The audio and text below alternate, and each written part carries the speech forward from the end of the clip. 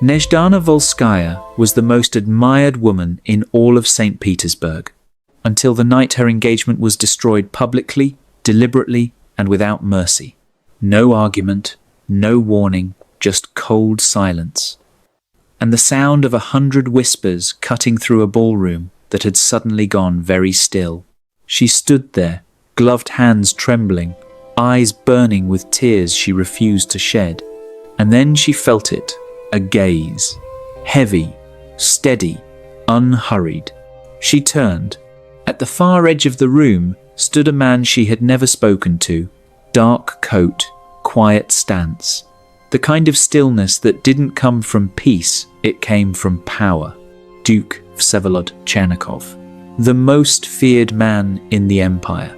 He wasn't watching the chaos. He was watching her, and when their eyes met, he did not look away. Who had sabotaged her engagement?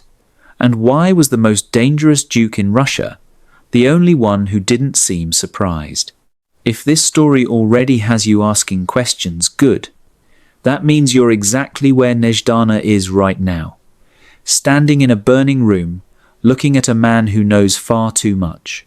If you're new here, subscribe and turn on notifications.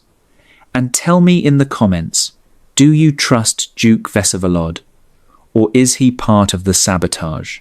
She had planned every second of that evening, down to the way she would lower her eyes just enough to appear modest, but not weak, when Alexander Dravnov slid the betrothal ring onto her finger in front of St. Petersburg's finest faces.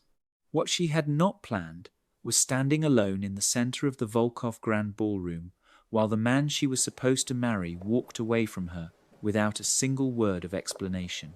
No argument, no accusation, just his back.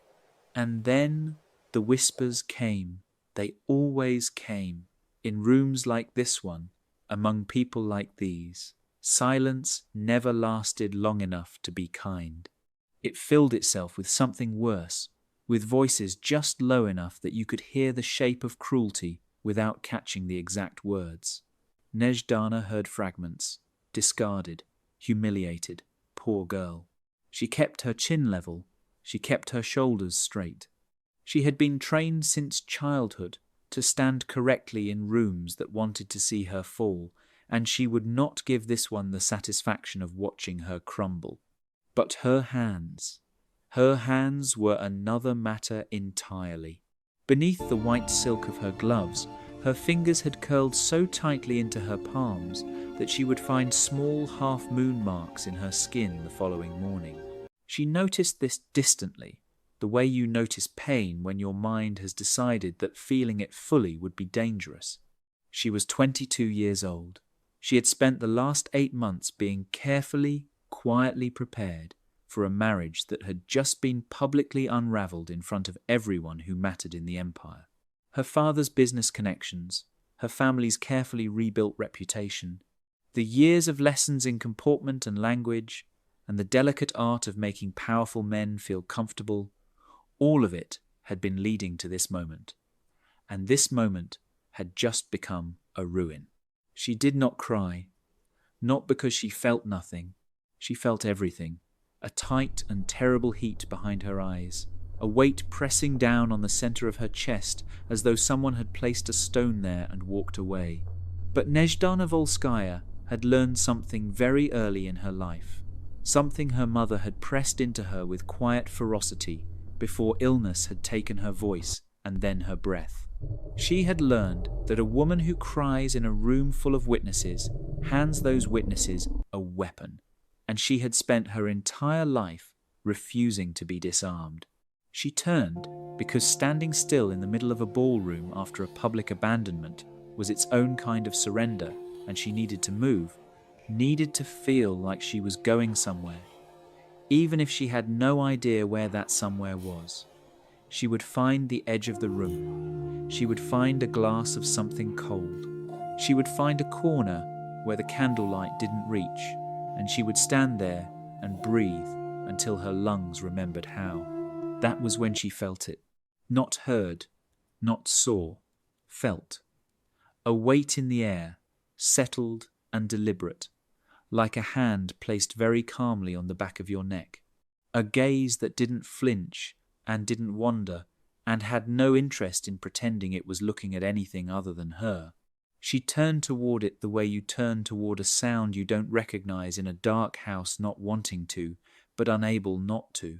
He was standing at the far end of the ballroom, close to one of the tall, arched windows that looked out over the snow-dusted courtyard below.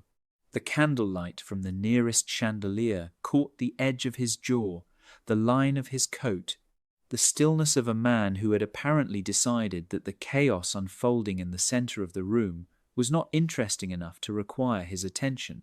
He was not watching the other guests. He was not watching the door through which Count Dravnov had disappeared. He was not watching the small clusters of people whose mouths were still moving with the remnants of gossip. He was watching her. Duke Vsevolod Chernakov. She knew the name the way everyone in St. Petersburg knew it, with a particular kind of caution, the way you know the name of a fire before you decide whether to step toward it or away. He was 31, if the rumors had his age correctly, though rumors in this city had a way of adjusting facts to suit the story being told. He had served the Tsar in a capacity that no one seemed able to describe with full accuracy. He had returned from the Eastern Territories 2 years ago with a title that felt heavier than the ones men were usually given for polite service. And he had moved through St. Petersburg's social world ever since, like a man who had agreed to be present but had not agreed to be impressed. She had seen him twice before at events like this one. She had not spoken to him. No one seemed to speak to him except those who had specific reason to, and even they did it carefully. He was the kind of man whose stillness made the air around him feel different. Not cold, exactly, not hostile, just weighted, as though he carried something that had not been put down in a very long time. He was looking at her now with an expression that she could not immediately name, not pity. She was certain of that and grateful for it, because pity from a man like Vsevolod Chernakov would have been unbearable in a way that surprised her to even imagine, not amusement either. His face was not the face of a man watching something he found entertaining. It was quieter than that, steadier. He looked at her the way a person looks at something they have been expecting for a long time and are neither pleased nor displeased to finally see arrive. She held his gaze because looking away first felt like losing something, though she couldn't have said what. The ballroom continued its noise around her. Someone laughed, high and sharp, near the entrance. The orchestra, which had paused with an almost comical sense of drama during the worst of it, had resumed playing something gentle and entirely inappropriate for the emotional temperature of the evening. Vsevolod Chernakov did not look away, and then, very slowly, as though the gesture had been considered and chosen with care, he inclined his head, not a bow, not the exaggerated formality that men in rooms like this one used to perform their respect for women they intended to ignore immediately after. Something smaller, something private, meant only for her to see. An acknowledgement, one that said, without a single word passing between them, that he had seen what had happened, and he was not pretending otherwise, and he did not think less of her for it. She felt something shift inside her chest, small, almost imperceptible, but there. She did not return the gesture. She turned away, instead, because she was not certain what returning it would mean, and Nezhdana Volskaya had not survived everything she had survived by making decisions in rooms where she couldn't trust her own steadiness. She moved toward the edge of the ballroom the way she had intended to. She found a space near the wall where the shadows gathered and the noise was slightly less sharp. But even with her back to the room, she could feel it, that gaze, patient and unhurried and entirely unbothered by the fact that she had turned away from it. The question she had no answer to was the one that followed her all the way to the wall and pressed itself quietly against the back of her mind like a hand against glass. How had he known to look at her before any of it happened? She had been watching the door when Count Dravnov walked in that evening. She had not been watching Vsevolod Chernakov. But if she had been paying attention to the far end of the room instead of the entrance, she thought, with a certainty that unsettled her more than anything else about the night, that she would have found him already looking, not at the Count, not at the gathered nobility with their jewels and their politics and their carefully arranged marriages, at her, as though he had known, long before she did, exactly what the evening was going to cost her. She did not sleep that night. She lay in the dark of her bedroom with the ceiling above her and the city's winter silence pressed against the window glass, and she thought about all the ways a thing could be broken without anyone admitting they had broken it. The engagement, her father's face when she had returned home, that careful blankness he wore when he was afraid and did not want her to know it. The way the servants had moved more quietly than usual, the way her younger sister Polina had knocked on her door and then stood in the doorway without saying anything, just looking at her with wide eyes that held a grief too large for someone so young to be carrying. Nezhdana had told Polina she was fine. She had told herself the same thing. Neither of them had believed it. By morning she had assembled something that felt almost like composure. She dressed without her maid's help, which she preferred when her nerves were close to the surface, because there was something steadying about the simple task of fastening her own buttons, smoothing her own collar, deciding for herself what she looked like before the world got to have an opinion. She came downstairs to find her father already at the table, which meant he had not slept either. He looked older than he had the night before. She noticed this with a quiet ache and said nothing about it. They ate breakfast without discussing the Dravnov family. They discussed the weather, which was grey and heavy with the promise of more snow. They discussed the cook's concern about the household accounts and whether the linen order could be delayed another month.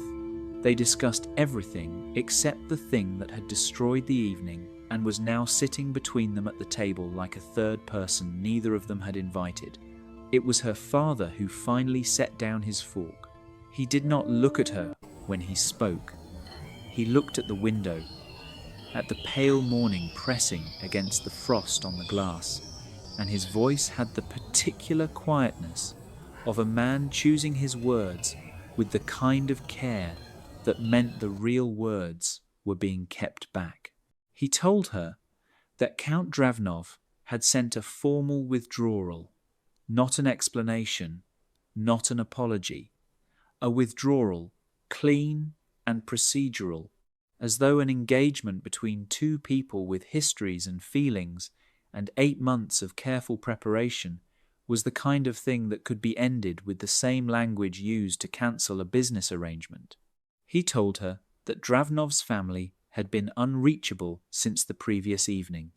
He told her that his own inquiries had returned nothing useful.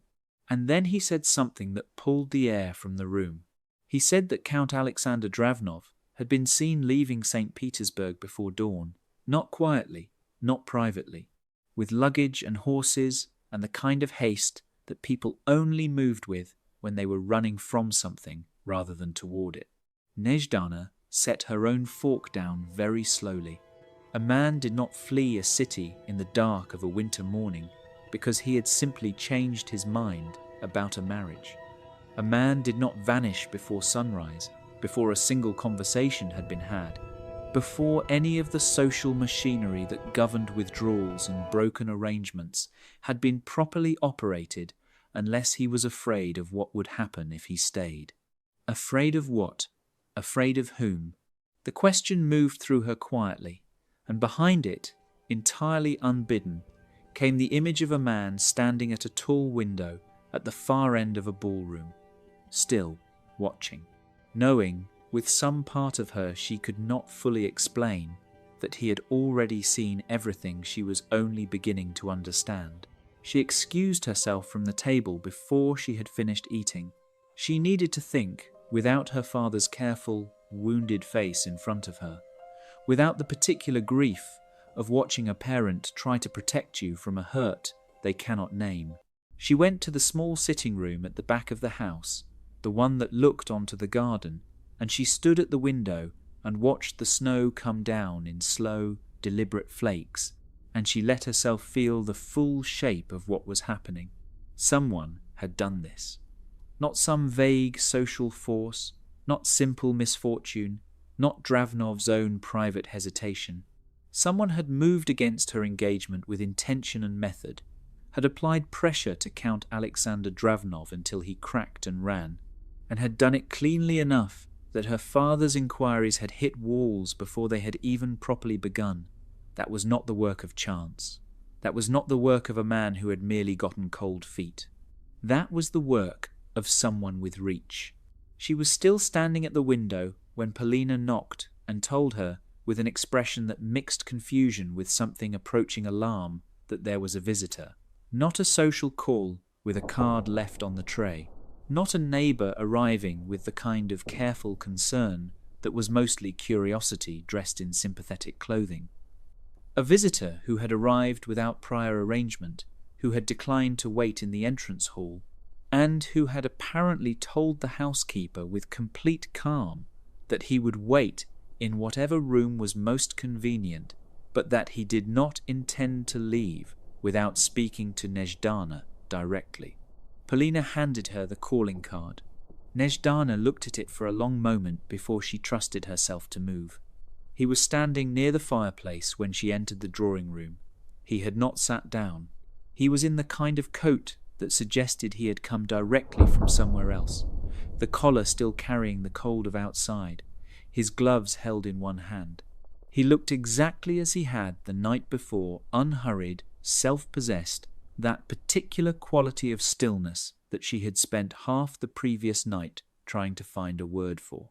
He turned when she entered, and his eyes settled on her with the same directness that had unsettled her in the ballroom, except here, in the smaller space of her family's drawing room, with no crowd and no chandelier and no social theatre to provide distance, it was considerably harder to look away from.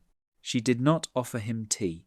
She was not in a mood for the ritual of it, for the performance of hospitality, when what she actually felt was the tightly controlled version of fury that had been building since she had watched her father's face at breakfast.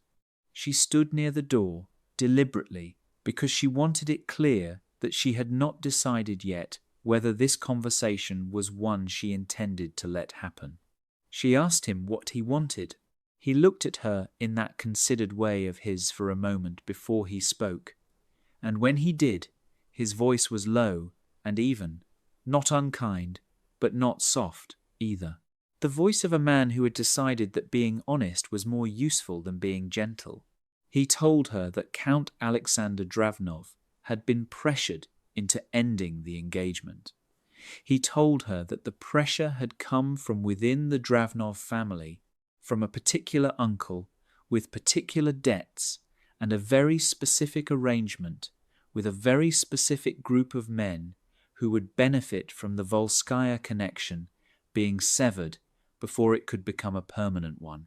He told her that her father's business, the rebuilt, carefully managed, quietly struggling business that her father had spent a decade trying to restore after its near collapse, had been the target.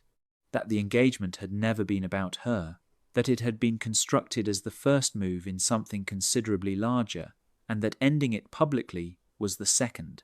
She stood very still. She asked him how he knew this.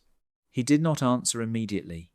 He looked at her in a way that she was beginning to recognize, that particular look of a man measuring not whether to tell the truth, but how much of it was responsible to give at once. He said that it was his business to know things that most people in this city were not paying enough attention to notice. He said it without arrogance, which somehow made it worse, because arrogance she could have dismissed. What she could not easily dismiss was the quality of certainty in his voice, the sense of a man who was not posturing, who was not trying to impress her or manipulate her or position himself as something he was not. He sounded infuriatingly like someone telling the truth. She asked him why he was telling her. He held her gaze. He said because the men who had arranged last night's events were not finished, because the public humiliation had been designed to do more than end the engagement. It had been designed to weaken her family's standing enough that the next move, whatever it was, would meet less resistance. And because she deserved, in his opinion, to know what she was walking into rather than find out when it was too late to walk differently. The room felt smaller than it had when she had entered it. She wanted to tell him that she did not require his protection, which was true. She wanted to tell him that she did not trust a man who arrived at her home the morning after a catastrophe with perfectly organized answers, which was also true. She wanted to tell him that the way he was looking at her made it difficult to think clearly, which she had no intention of admitting out loud to anyone, least of all him. What she said, instead, with her chin level and her voice steady, and every piece of her that knew how to hold ground held firmly in place, was that if what he was telling her was accurate, then the men responsible had made a very significant mistake. Something shifted in his expression, brief, almost imperceptible. But she caught it because she had been watching him with more attention than she wanted to acknowledge, and what she saw in that fraction of a second was not surprise. It was something closer to recognition, as though the answer she had just given was the one he had come to hear. He reached into the inner pocket of his coat and drew out a small piece of paper, folded once. He placed it on the table beside him without extending it toward her, without making the gesture a demand. He told her that when she was ready to understand the full shape of what had been done and who had done it, the address on that paper would reach him. Then he picked up his gloves, inclined his head with that same small, private gesture from the night before, and walked to the door. He paused, with his hand on the frame. He did not turn around. He said, quietly, that she should not go to the Dravnov estate, that there were people watching it who were not there for her benefit, and then he left. Nezhdana stood in the center of the room for a long moment after the sound of the front door had closed, looking at the folded piece of paper on the table, feeling the cold draft from the hall that his departure had let in, and understanding, with a clarity that was almost frightening, that the man who had just walked out of her drawing room knew considerably more about her life than she had given anyone permission to know. The question was whether that terrified her, or whether some part of her, the part that had stood in the ballroom last night with burning eyes and a stone on her chest and refused to fall, that part was already reaching for the paper. She picked up the paper. She told herself it was not a decision. She told herself it was simply information gathering, the kind of practical, clear-headed action that any sensible person would take when someone had just informed them that their family was being systematically targeted by men with enough reach to make a count, flee the city before sunrise. She told herself that reaching for a folded piece of paper left on a table was not the same as trusting the man who had left it there. She was very convincing. She almost believed it. The address was in the Admiralty district, a house on Galanaya Street, written in a hand that was precise and unhurried, the same quality as the man himself. She looked at it for long enough to commit it to memory, then folded it again and pressed it into the pocket of her dress, and went to find her father. He was in his study, which was the room he retreated to when the weight of things became too much for the open spaces of the house. She had known this about him her entire life, the way children learn the geography of their parents' grief without anyone explaining it to them. The study meant he was afraid. The study meant he was trying to think his way through something that thinking alone would not solve. She told him about Vsevolod Chernikov's visit. She told him what the Duke had said about Count Dravnov's uncle and the arrangement and the deliberate targeting of their family's position. She watched her father's face as she spoke, watched the blankness give way to something more complicated, not surprise, she noticed. Not the particular wide-eyed quality of a man hearing something entirely new. What moved across his face was the expression of a man hearing confirmation of something he had been afraid to name out loud. She stopped speaking. She asked him what he already knew. The silence that followed was the kind that has weight. He looked at his desk, at the papers stacked there, at his hands. Then he looked at her, and she saw in his eyes the exhausted grief of a man who had been trying to carry something alone for too long, and she felt both love and fury for him in the same breath. He told her that 3 months ago, before the engagement had been finalized, he had received interest from a group of investors regarding the business. A restructuring proposal, generous on the surface, with terms that had seemed almost too favorable to be genuine. He had declined. He had declined because one of the names attached to the proposal had been known to him from years ago, from the period when the business had first faltered, and the connection had made something in his chest go cold in a way he had chosen to interpret as caution rather than danger. After he had declined, things had begun to move. Small things at first. A supplier who had been reliable for 6 years, suddenly unable to fulfill an order. A note of credit that had been extended without difficulty for 2 seasons, abruptly called in ahead of schedule. Social invitations that had previously arrived with regularity beginning to thin. Nothing dramatic.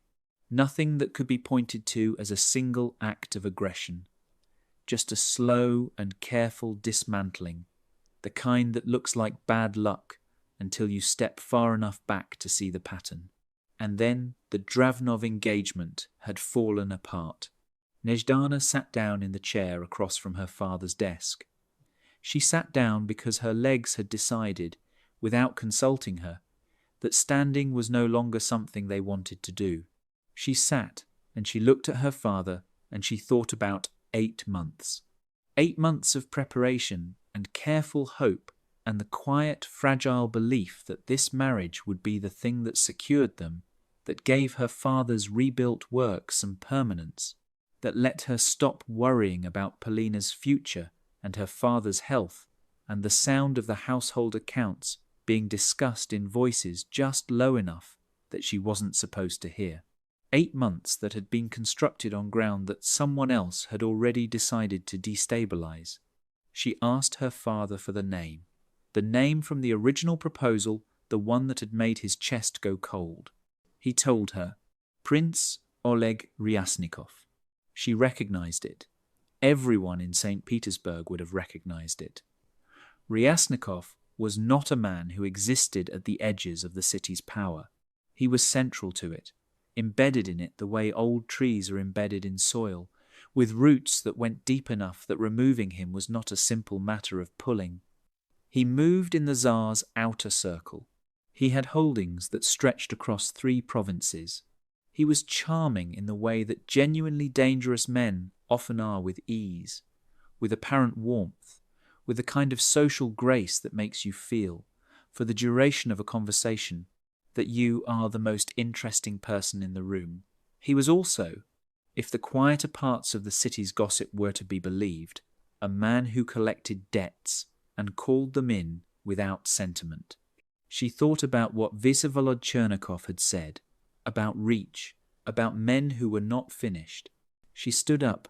Her father asked her what she was going to do. She told him she was going to find out the full shape of it. She used almost exactly Vsevolod's phrase without realizing it until the words had already left her mouth and the recognition sat strangely in her chest. He told her to be careful, with a voice that carried everything the word could hold. She told him she would. She was not careful. She went to Galanaya Street. The house was smaller than she had expected, which meant nothing because she had not known what to expect, only that a duke with Vsevolod Chernikov's particular quality of authority seemed like someone whose home would announce itself. This one did not announce anything. It was a clean, well-kept building with no unnecessary ornamentation, the kind of house that did not invite prolonged looking, and she stood outside it in the grey afternoon, with snow beginning again in the air around her, and felt, very briefly, the specific variety of foolishness that comes from arriving somewhere before you have fully decided what you are going to say. Then she went inside. He was not surprised to see her. She had expected this, and still found it irritating, the way his expression when she was shown into the room where he was working settled into something that was not quite a smile, but had some of the same quality. He was at a desk covered in papers, maps, she noticed, and documents with dense writing, and what appeared to be a list of names that he turned face down with unhurried deliberateness the moment she was close enough to see it. He stood when she entered, which was the correct social form, and yet on him the gesture felt less like courtesy and more like a man deciding to close a particular distance. She told him she knew about Ryasnikov. Something moved behind his eyes. Still, not surprise. He looked at her with that measuring quality she was beginning to understand was simply how he looked at things he considered important. He asked her how. She told him her father had recognized the name from a previous approach. She told him what her father had shared the rejected proposal, the subsequent erosion of their position, the pattern that had been invisible until it was described all at once. She told him all of it with her chin level and her voice steady, and she watched him listen, which he did with a completeness that most people were incapable of. No small movements, no glancing away, just that full, careful attention that made her feel uncomfortably both seen and exposed. When she finished, he was quiet for a moment. Then he told her that what she had described was not the beginning of this, that Ryasnikov's interest in the Volskaya name predated the business proposal by a significant margin, that there was a connection between her late grandfather's estates in the southern province estates that had been sold off during the period of the family's financial difficulty, sold quickly and without the full negotiation they deserved, and a land arrangement that Ryasnikov had benefited from considerably in the years since. That the original sale had not been entirely voluntary. She went very still. She asked him what he meant by that. He looked at her with an expression that she would later think of as the moment she understood that some knowledge changes the shape of everything that came before it. He told her, carefully, that there was evidence suggesting the financial pressure that had caused the original collapse of her family's business. The one her father had spent a decade trying to repair had not been natural misfortune, that it had been engineered, that the same methodology she was seeing now was an older, more practiced version of what had been done to her family before she was old enough to understand what was being done. The room was very quiet. She thought about her father at his desk with his careful, exhausted face.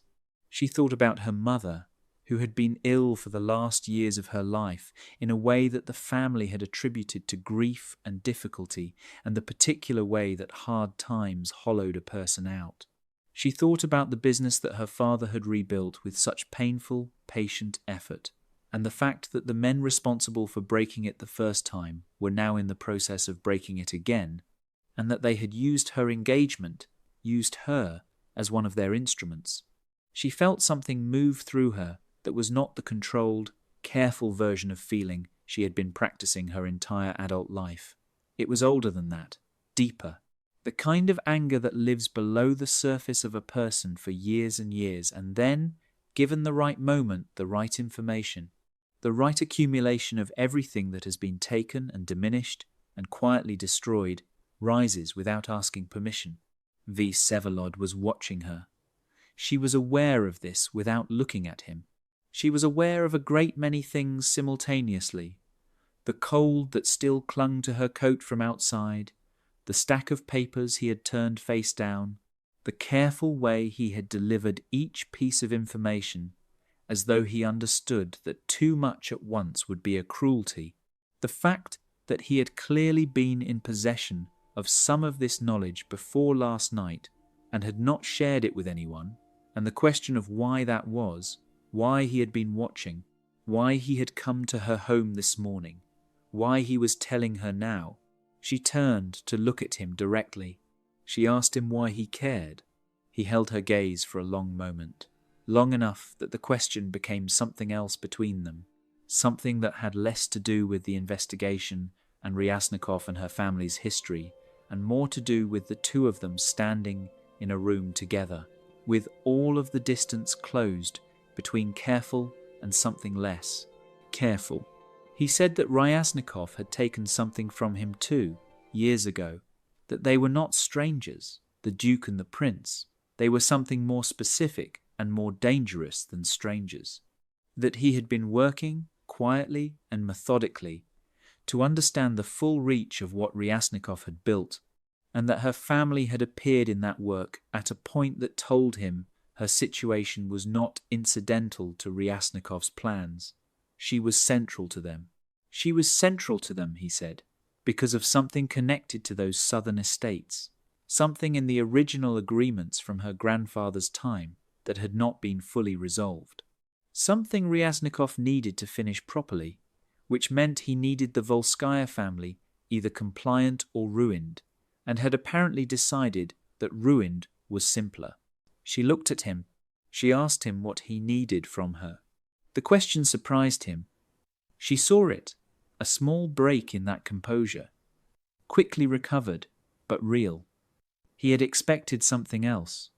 Resistance, perhaps. More questions. The kind of careful, guarded response that a woman in her position, having just been handed a series of devastating revelations by a man she barely knew, would have every reasonable right to offer. She did not have the patience for careful and guarded. Not anymore.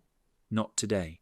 He told her that he needed access to documentation that had been in her grandfather's estate files, records that had been transferred to her father's possession after the sale, but had likely never been examined fully because at the time there had been too much grief and too much financial pressure and not enough reason to look closely at papers from a transaction everyone wanted to put behind them.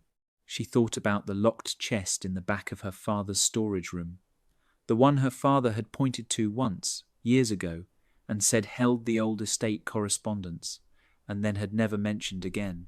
She looked at Vsevolod Chernikov and felt the full weight of the moment, the information, the anger, the exhaustion of 2 generations of her family being quietly dismantled by a man who had never once had to look at the damage he caused. She felt all of it, and beneath it, threaded through it in a way she had no sensible explanation for. She felt the unsettling, unwelcome, entirely inconvenient awareness that she trusted this man. Not fully, not without reservation, but enough to still be in the room, enough to have answered his question with one of her own instead of walking out the door. She told him she would get him the documents. She told him that when she did, she expected the full truth, not measured portions delivered at careful intervals. Everything. He looked at her for a moment that felt longer than it was. He said that she would have it. She turned to go. She had reached the door when he said her name. Not her title, not Miss Volskaya with the formal distance of a man who had remembered his manners. Her name, Nezhdana. Quiet and deliberate, the way he did everything. She stopped. She did not turn around. He told her that she should not go home the way she had come, that Ryasnikov had eyes on her father's street, and that having her traced to this address before they were ready to move would cost them considerably more than time. She asked him, without turning, how she was supposed to get home then. He said he would arrange it. He said to give him 10 minutes. She stood at the door for a moment, feeling the full absurdity and weight and strange intimacy of a situation that had, in the space of 24 hours, moved her from a ruined ballroom to the drawing room of a man she barely knew, to the middle of something considerably larger and more dangerous than a broken engagement, and felt, despite everything, that standing still was no longer something she was willing to do. She turned around. She told him he had 8 minutes, and for the first time since she had entered the room, the expression on Vsevolod Chernikov's face broke into something that was, unmistakably, a real smile. He arranged it in 7. A covered carriage she didn't recognize, driven by a man who had the particular quality of someone who had been trusted with important things for a long time and had learned that silence was part of the work. Vsevolod handed her in without ceremony, without the elaborate social theatre of a man performing gallantry for an audience. There was no audience. There was only the grey afternoon and the snow coming down, and his hand steady at her elbow for the 3 seconds it took her to step up, and then he told the driver something she didn't catch and stepped back, and the carriage moved. She looked out the window as Galanaya Street receded behind her. She thought about the locked chest. She thought about her grandfather, who had died before she was old enough to have a real memory of him, who existed in her understanding only as a formal portrait above the study fireplace, and the occasional reference her father made in the tone people use for losses they have never fully processed. She thought about what it meant that a man she had never met had been the first point of damage in a chain that had run quietly and deliberately through her entire life. She was home in 12 minutes. She went directly to her father. She did not ease into it. She told him what Vsevolod had told her about the original collapse, about the engineered pressure, about Ryasnikov's connection to the sale of the southern estates. She watched her father's face move through something complicated disbelief first, the reflexive resistance of a man who has rebuilt his life on a particular understanding of the past, and then something slower and more painful, the look of pieces arranging themselves into a shape that had always been there, but had never been fully visible. He sat down heavily. He said he had always wondered. He said it quietly, almost to himself. He said there had always been something about the timing, about the specific sequence of failures, that had felt less like misfortune and more like something with a direction to it. But wondering required courage he hadn't had, because wondering meant the possibility that he had not simply been unlucky, but had been a target. And being a target meant the losses were not accidents to be survived, but wounds that had been inflicted. And some hurts are easier to carry if you don't know their true origin. Nezhdana put her hand over his. She told him it was time to look. He nodded. He was quiet for a long moment. Then he rose and took her to the storage room himself. The chest was exactly where she remembered it. Dark wood, iron fastenings, the kind of piece that suggested importance without announcing it. Her father opened it with a key he kept on his watch chain, which told her that despite everything, he had kept it close. Inside were papers, correspondence, estate ledgers, formal agreements in the dense legal language of an earlier generation. They went through them together at the study table, with candles lit against the afternoon dark. And what they found in the 3rd hour of searching was a document that made her father's hands go still on the table. It was a secondary agreement, attached to the original sale, written in smaller script on a separate page that could easily have been overlooked and had clearly been intended to be. It outlined a reversionary clause, a legal provision stating that if certain conditions of the original sale were not met within a defined period, partial ownership of the estate could be reclaimed by the original family. The conditions had been deliberately constructed to appear impossible, buried in language designed to obscure rather than clarify. But they had not been met. The timeline had not expired. The clause was still, technically, legally operative. Ryasnikov had not purchased those estates cleanly. He had purchased them under terms that left a thread still attached to the Volskaya name, and if that thread were ever properly pulled by someone who knew it existed, it would unravel a significant portion of his provincial holdings.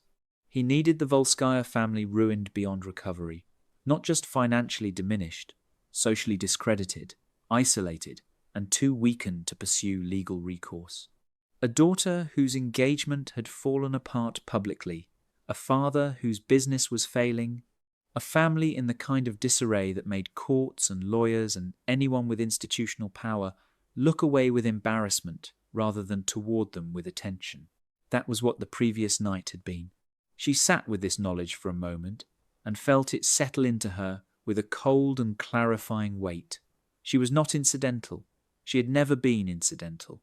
She had been, from the beginning, a piece in a game she hadn't known she was playing. And the man who had been moving her across the board had been doing it with the patient confidence of someone who had never expected to be challenged. She told her father to keep the documents safe.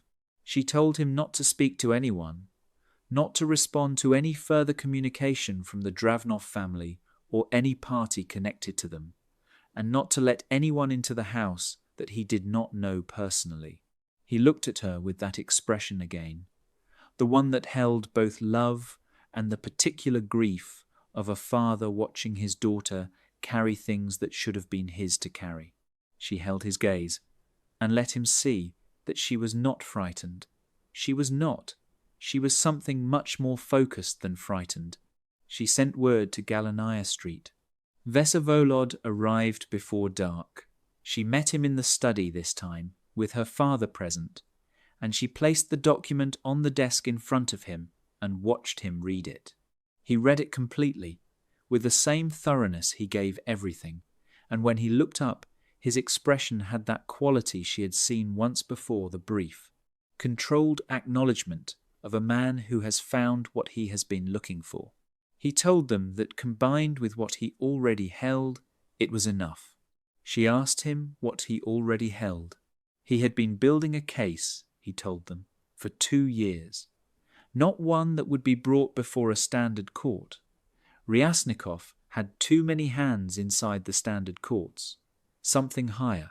Something that would be placed before the kind of authority that could not be reached by a provincial prince with money and social connections, no matter how deep those connections ran. He had financial records. He had testimony from men who had been coerced by Ryasnikov and had been waiting for protection before they would speak. He had correspondence that had been obtained through methods he described without detail, and she did not ask for detail because some things were more useful left slightly opaque. He had almost everything he needed. The reversionary clause was the last piece, because it established that Ryasnikov's original acquisition had been built on deliberate fraud. It was not simply a story of a powerful man abusing his influence. It was documented criminal conduct with a victim who was still living and a legal remedy that still existed. Her father asked what happened next. Vsevolod told him that he would present the full case to a specific office within the imperial administration, an office that reported directly to the Tsar and operated outside the usual social channels, which was what made it the only venue that mattered in a situation like this one. He told him that the process would take time, that discretion was essential, and that for the interim period the family should conduct themselves as normally as possible. Her father asked if they were in danger. Vsevolod said that Ryasnikov was not a man who moved directly when indirect methods remained available to him.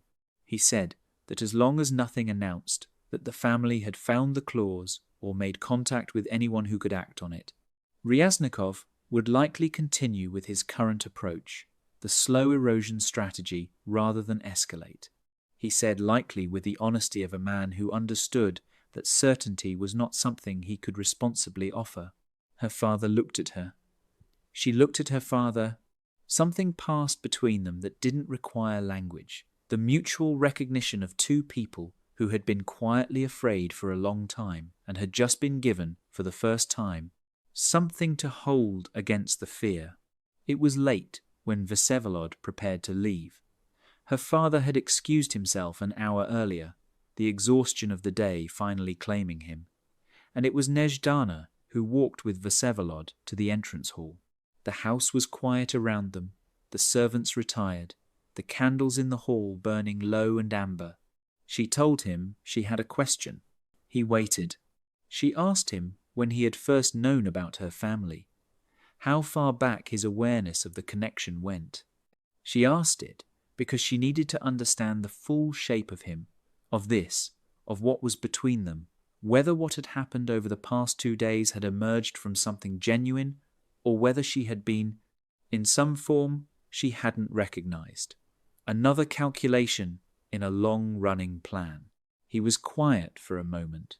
He looked at her with that directness that she no longer found as unsettling as she once had, because she had come to understand that it was not a performance. It was simply what honesty looked like on a man who had spent a long time in rooms where honesty was rare. He said he had known about her family's connection to the Ryasnikov situation for 14 months. He said that for 12 of those months she had been a name in a document, a piece of the pattern he was mapping. He said that 2 months ago, at a gathering she may or may not remember, he had been in the same room as her for the first time, and that she had been in conversation with a woman near the window and had said something that made the woman laugh, and he had watched that and understood, without particularly wanting to, that she had become something other than a name in a document. He said it plainly, without decoration, without the soft language men sometimes used to make honesty feel like flattery. He said it the way he said everything, as though the truth was simply the most efficient thing available. She stood in the amber candlelight of her entrance hall and looked at him and felt the full weight of the past 2 days pressing against the inside of her chest, the ballroom, the breakfast table, the document in the chest, her father's face, all of it, and beneath all of it, threaded through it, persistent and inconvenient and entirely real, him, standing 3 feet away from her with his coat and his steady hands and the particular quality of his attention, which she had come to understand was not something he gave to everything. That was the thing that undid her careful composure more than anything else he could have said or done. Not his power, not the information he carried, the fact that he was paying attention. She told him that she was not easy to be close to. She told him this honestly, as a fact rather than an apology. She told him that she had learned, over years of managing difficult circumstances, to keep herself at a particular kind of distance from people, that she found dependence frightening and trust slow, and that she had a tendency, when things became too much, to retreat into the kind of self-sufficiency that was actually another word for refusing to let anyone near the parts of her that could be hurt. She told him this because he had been honest with her, and she thought he deserved to understand what he was indicating an interest in. He said he knew. She asked him how he knew. He said it was in the way she moved through rooms, in the way she had stood in the ballroom that night, in the way she had come to his house alone rather than sending someone, in the way she had said, "Give me everything rather than give me what you think I can handle." He said that none of those things were flaws. They were the shape of a person who had been failed by enough circumstances that they had learned not to require rescue. He said he was not interested in rescuing her. He said, with the particular quietness that meant he had thought about something carefully before saying it, that he was interested in standing in the same direction. She looked at him for a long moment. Then she stepped forward and closed the distance between them, not quickly, not impulsively, but with the deliberateness of a woman who had made a decision and was executing it without apology. And she put her hand against his chest and felt his breath change, felt the steadiness of him, and looked up and said that he should know that she would hold him to that. His hand came up and covered hers on his chest, warm and unhurried and exactly as steady as the rest of him. He said that he was counting on it. Outside, the snow had stopped. The city was very quiet in the particular way. It went quiet after heavy snowfall, wrapped and muffled and oddly still, as though it had pressed pause on itself. Through the narrow window above the hall door, the first clear stars of the evening were becoming visible, cold and bright against the dark. Inside, nothing was fully resolved. The case against Ryasnikov would take the months he had described. There would be difficulty ahead, and risk, and the particular tension of two people who had found each other in the middle of something unfinished, learning how to hold both the danger and the feeling at once. Her father would need time. Polina would have questions. The city would watch and whisper and form its opinions, as it always did, with confidence and without complete information. But for this moment, in the low amber light, with his hand over hers and the winter city quiet outside, Nezhdana Volskaya felt something she had not felt in a very long time, possibly had never felt in precisely this way. Not rescued, not protected in the diminishing sense of the word, not managed or arranged or moved across a board. Held, as herself, by someone who had looked at the full shape of her and had not found it too much. That, she thought, was worth more than any engagement that had ever been planned or sabotaged or publicly unravelled in a ballroom full of people who had been waiting for her to fall. She had not fallen. She had landed somewhere altogether different. And for the first time in longer than she could accurately measure, that felt, without qualification, like enough. The days that followed were not easy. She had not expected them to be. There is a particular kind of difficult that comes after the crisis has passed, but before the consequences have fully resolved themselves. A suspended, uncertain space where nothing is finished and nothing is safe yet. But the immediate danger has shifted just far enough away that you are suddenly able to feel everything you didn't have time to feel when you were in the middle of it. Nezhdana moved through that space with the same discipline she had applied to everything else, but it cost her more than she let show. The nights were harder than the days. In the days, there were things to do her father's accounts to help stabilize, Polina to reassure, the household to manage with the particular careful normality that Vsevolod had advised.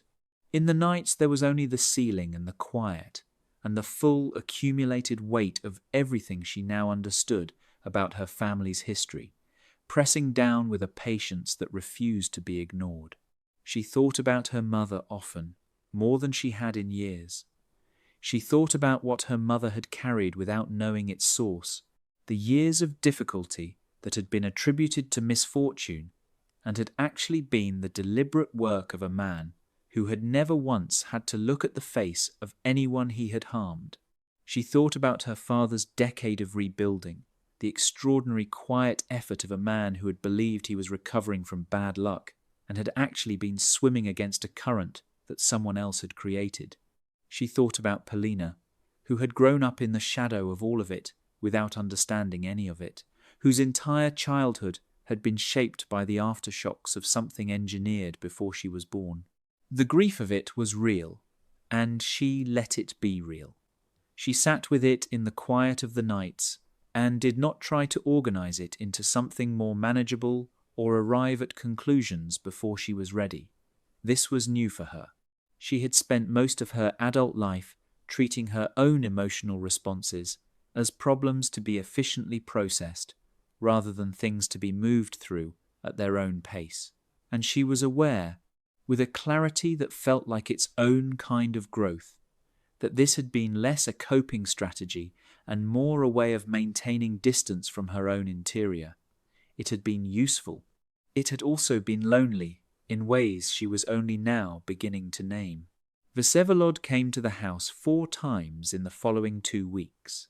Always with purpose, there were documents to review, developments to report, decisions to be made about the timing and manner of the formal submission to the imperial office. He was organized and thorough, and kept both her and her father fully informed at every stage, which she noticed and appreciated in a way that went beyond the practical. He did not manage her. He did not filter or soften or decide on her behalf what she was ready to hear.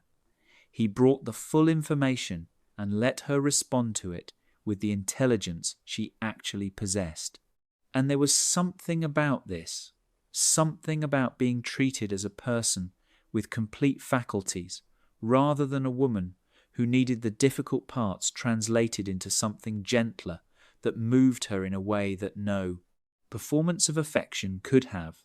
Between the purposeful visits, there were moments that had nothing to do with Ryasnikov, or documents, or strategy. Small things. He arrived once slightly earlier than expected and found her in the garden despite the cold, standing among the bare-branched trees with her face turned up toward a sky that had briefly cleared, and he stood at the garden door and watched her for a moment before she heard him and turned, and neither of them said anything about it afterward, but she knew he had seen something in that moment that she didn't usually let people see, the unguarded version of herself, the one that existed before she had time to arrange her composure. He had looked at it with the same steadiness he gave everything else, which was to say, he had not made it strange. He had simply looked and let her see that he had looked and moved on, and that was its own kind of intimacy. Polina noticed him. Of course, Polina noticed him. Polina was 17 and possessed of a perceptiveness that she deployed without mercy or warning, and she cornered Nezhdana one evening in the upstairs hallway with a directness that was honestly slightly terrifying in someone so young. She asked if the Duke was going to become a permanent feature of the household. Nezhdana told her that was not an appropriate question. Polina said that it was a very appropriate question, actually, and that she had noticed Nezhdana's face did something different in rooms where he was present, and that she thought it was good, and that their mother would have thought so too. Nezhdana stood in the hallway for a moment after Polina had gone, with those last words sitting quietly in her chest, and felt the particular sweetness and ache of being known by someone who loves you. The formal submission to the imperial office was made on a Thursday morning in early winter, 6 weeks after the night of the ballroom. Vsevolod handled it through channels she was not fully privy to. This was the one area where he maintained a degree of separation, not to exclude her, but because the specific nature of that process involved his own history with Ryasnikov in ways he had not yet fully shared, and she understood that there were things a person needed to carry alone until they trusted themselves to put them down in front of someone else. She did not push. She had her own inventory of things that were still in the process of being ready to be spoken, and she respected the equivalent in him. What she did not expect was the afternoon, 3 days after the submission, when he arrived at the house without the professional purpose that had structured all his previous visits, with nothing in his hands and nothing on the agenda, and asked her, with a slight formality that she recognized as the way he behaved when something mattered more than usual, if she would walk with him. They walked along the embankment. The Neva was frozen, broad and white and immense, under a sky that had gone the particular shade of blue that only appeared in Petersburg in the deep of winter, an impossible, aching blue that made the city look like something from a painting of itself. She walked beside him and felt the cold against her face, and the particular quality of his presence beside her, solid and unhurried, that stillness that she had stopped trying to find a single word for, because she understood now that it was simply him. The way that stillness and heat can exist in the same person if they have found, through long experience, how to hold both. He told her that the preliminary response from the imperial office had come back that morning, that the submission had been received and logged at the appropriate level, that Ryasnikov had, with considerable likelihood, no idea yet that anything had moved against him through this particular channel, and that this gave them a window of time in which the next steps could be arranged without interference. He told her this factually, in the even voice he used for information. And then he was quiet for a moment, and she waited, because she had learned that his silences were not empty. He told her that 2 years ago, when he had first begun building this case, he had done it entirely alone. He told her that he had considered this appropriate, given the nature of what Ryaznikov had taken from him, a detail he then supplied, quietly and without drama, that she had not yet had. 7 years ago, before he had the title, when he had been a younger man in service with a future that looked like one thing and turned out to be another, he had been close to a marriage of his own. A woman from a family Ryaznikov had needed to control for reasons similar to those that had operated against the Volskayas. The method had been different, but the logic identical, pressure applied in the right places until the structure collapsed. The engagement had ended. The woman had eventually married someone else and had, as far as he knew, built a life that suited her. The loss had not been the person, he said, or not only the person. The loss had been the belief that the things you built carefully could not be silently taken apart by someone who had decided they needed the space. He had spent 7 years being someone who could not be silently taken apart. He had spent 7 years being a duke with reach and information and the kind of quiet authority that kept the Ryaznikovs of the world at a manageable distance. He had done this competently and without complaint, and with a thoroughness that left very little room for anything else. He stopped walking. She stopped beside him. They were at the edge of the embankment, the frozen river spread out before them, the blue sky enormous above the white city, the cold so clean it felt like something you could hold. He turned to look at her. He said that he had not expected her. He said it simply and without apology, as a statement of fact about the condition of his interior life at the time she had entered it. He said that he had expected to resolve this situation and close this chapter and return to being a man who managed things efficiently from a careful distance. He said that this plan had encountered a significant complication in the form of a woman who had stood in a burning room and refused to fall, and had walked into his house alone and had said, "Give me everything," with a steadiness that he had found, with a surprise that he was still in the process of processing, to be one of the most extraordinary things he had ever witnessed. He said that he was not a man who spoke about himself easily, which she already knew, and that he was doing so now because she had told him who she was in that entrance hall, had given him the true shape of it, the difficult, honest version, and it had not seemed right to receive that without offering something equivalent in return. That was what this was, an equivalent. Nezhdana looked at him in the winter light and felt something that was not the controlled, careful management of feeling she had practiced for so long. It was wider than that. It was the sensation of a door that had been closed for years, opening not with a dramatic swing, but with a slow, quiet ease, the kind that happens when the latch has finally been lifted by the right hand. She told him that she had been thinking about something her mother used to say, that her mother had believed the difference between an ordinary life and a meaningful one was not the circumstances you were handed, but the decision made over and over again, to remain open to what the circumstances were actually offering, rather than only grieving what they had taken. She said that she had understood this as a principle for most of her life, but had not, until recently, understood it as something she was actually permitted to practice herself. She said that she thought she was ready to practice it now.